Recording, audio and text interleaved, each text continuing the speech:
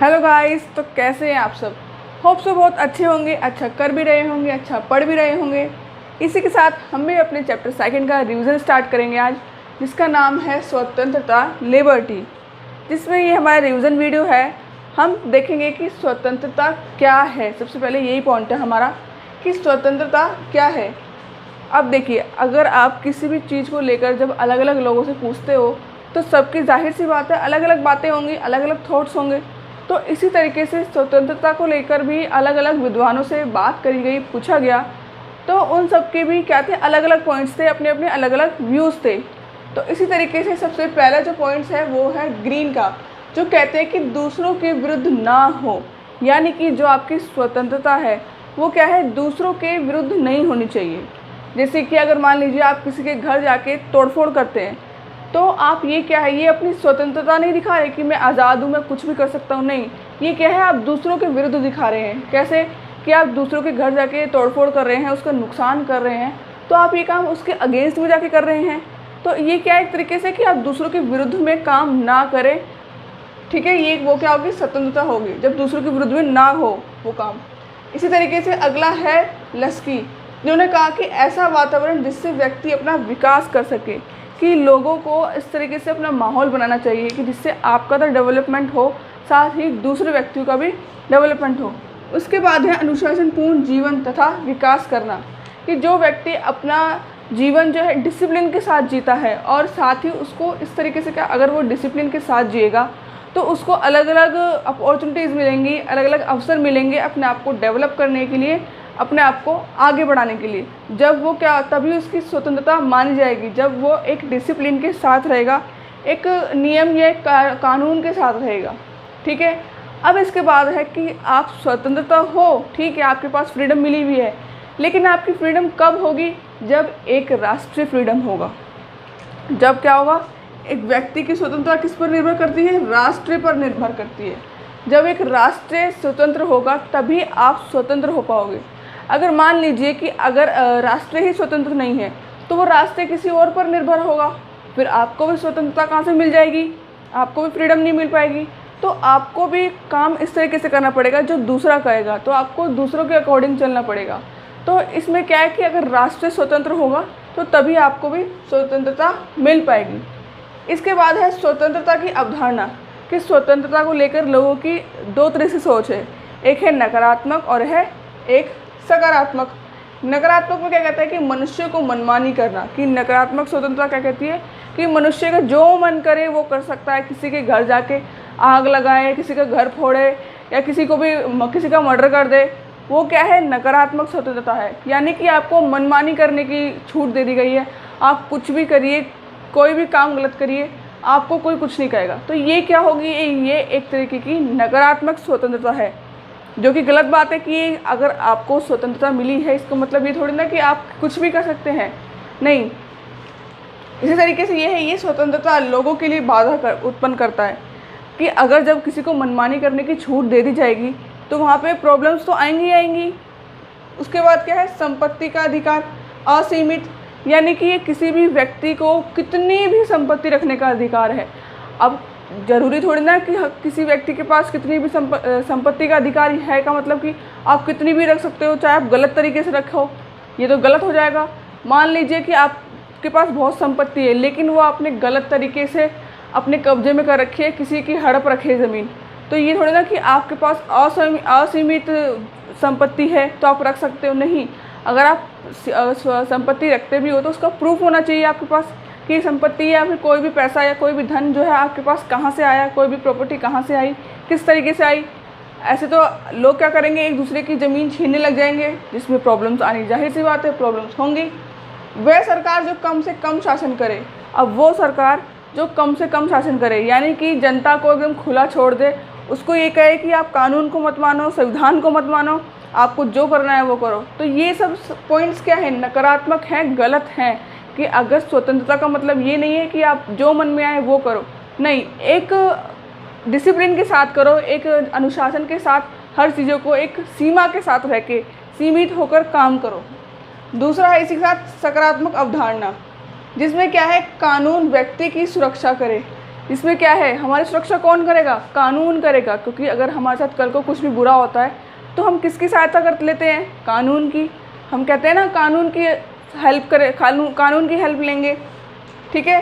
संपत्ति का अधिकार सीमित होना चाहिए। आप संपत्ति रखो, कोई दिक्कत नहीं है, लेकिन जो संपत्ति रख रहे हो उसमें क्या हो, आपके पास प्रूफ होना चाहिए कि आपके पास ये संपत्ति कहाँ से आई, ये पैसा कहाँ से आया, आपने कहीं ज़मीन ली है, कोई भी प्रॉपर्टी ली है तो वो कहाँ से आई, तो आपके पास उसके लिए प्रूफ होना चाहिए।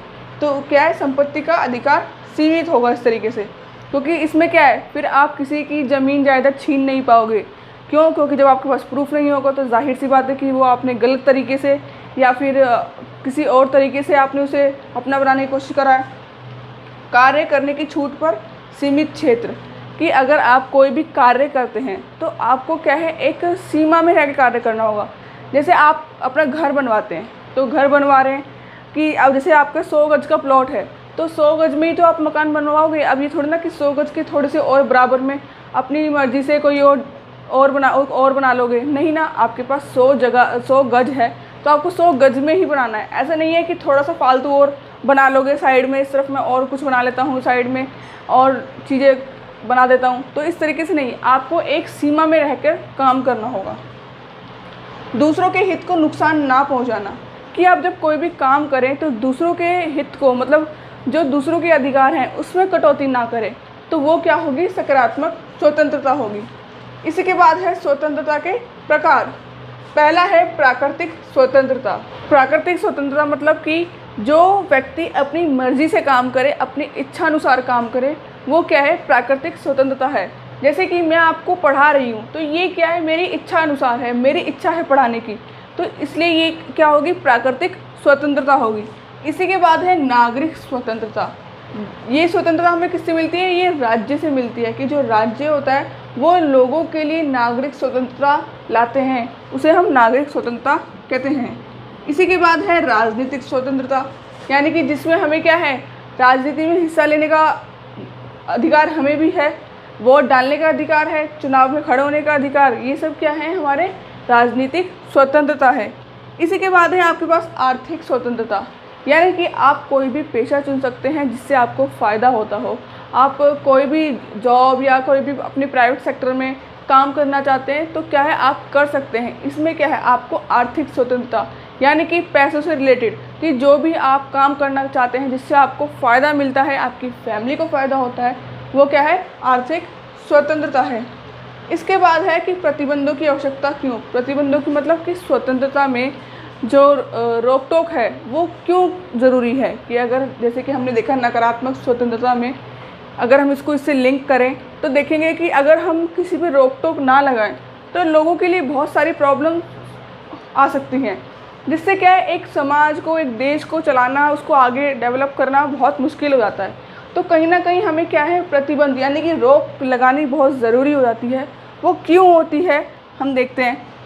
सीमित संसाधनों का उचित बंटवारा। अब जो जनसंख्या अगर हम देखें कितनी बढ़ती जा रही है दिन पर दिन, तो उसमें क्या है, सीमित संसाधनों का बंटवारा, क्योंकि हमारे पास संसाधन ऐसे नहीं है, बहुत सारे संसाधन हैं कि हर एक व्यक्ति को उसको अलग से दे सके, नहीं।